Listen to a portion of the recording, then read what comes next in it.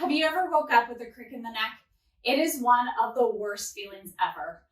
Oftentimes it can happen because of suboptimal sleeping position. Our head can be quite heavy and not fully supported by our pillow, which can cause for tightness in the connective tissue in our neck. One of the first things that I like to do when I wake up and I feel that crick in my neck is take a couple of moments for cervical spine range of motion activities. So just rotating from side to side, noting where it feels tighter. You can even do full flexion and extension. Maybe lateral flexion, that oftentimes is where people can feel tight.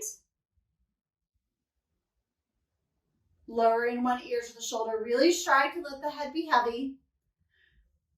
And then rotating halfway to one direction and drawing the chin to the throat. So rotation and flexion combined.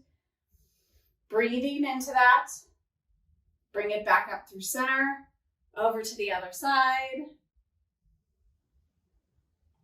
And then back up through center. Now, two tools that can really help are your fingers and a peanut. A peanut is two tennis balls tied together, and it can be a really great thing to help mobilize that area. We'll start with our fingers. I like to start right up at the occiput and just work your way around. And then especially the side that's a little bit tighter, just start to work down and just using your fingertips here, creating some heat, blood flow. Because as you're sleeping and your head isn't supported, the neck muscles and connective tissue just tighten up. And so oftentimes what they need is blood flow and movement. So there's no special secret here. Use your hands, rub your neck. It helps. If you have a special lotion that you enjoy using that can add some heat and cooling effect, that can be really great as well. From here, I'm going to take my peanut to the floor and very simply place the peanut right at the base of the skull underneath my occiput. I will oftentimes just stay here and breathe. I don't have to do very much. A tiny little gentle rock from side to side. And then of course, if you feel like you'd like to shift the peanut a little bit, go ahead and do so. Can be really nice. The peanut is a great tool also for the thoracic spine that I like to use at the wall. All right, I'm gonna set my peanut aside, come on to hands and knees, because one of the things that's important to remember is that we can have cross-body lines of fascia. And so while we may feel tight on one side, and we may end up eventually feeling the effects someplace else. So bringing some movement to the thoracic spine can really help with a crick in the neck.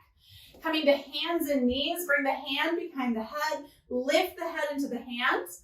Doing 3 open and close the books here where I press into that hand to open up and then rotate through the spine. I'm working to keep my cervical neck out of this and just rotating through the thoracic spine. And then goalposting the arm, maybe thread the needle.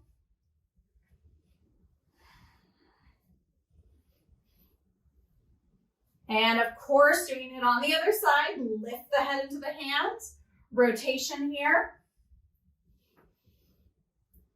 Keeping the neck out of it, and then goalpost the arm, thread it under. Fantastic. Yes, yes. Coming up to a knee stand, roll those shoulders back. And we'll take a moment just to check in with that range of motion again. Starting to rotate the head left and right, cervical rotation, little flexion and extension. And of course, lateral flexion. As you're doing this, maybe lower the ear to one side and then take the opposite hand behind your back to the sacrum. That can be a really nice way to continue that stretch.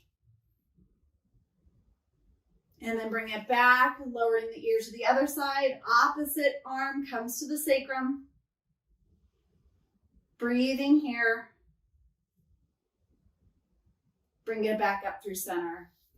The biggest tip I have for people who end up with a crick in the neck is to keep moving. Use the mobilization both with your fingers, using your body. Continue to explore that range of motion. so that you can bring blood flow to the area and healing.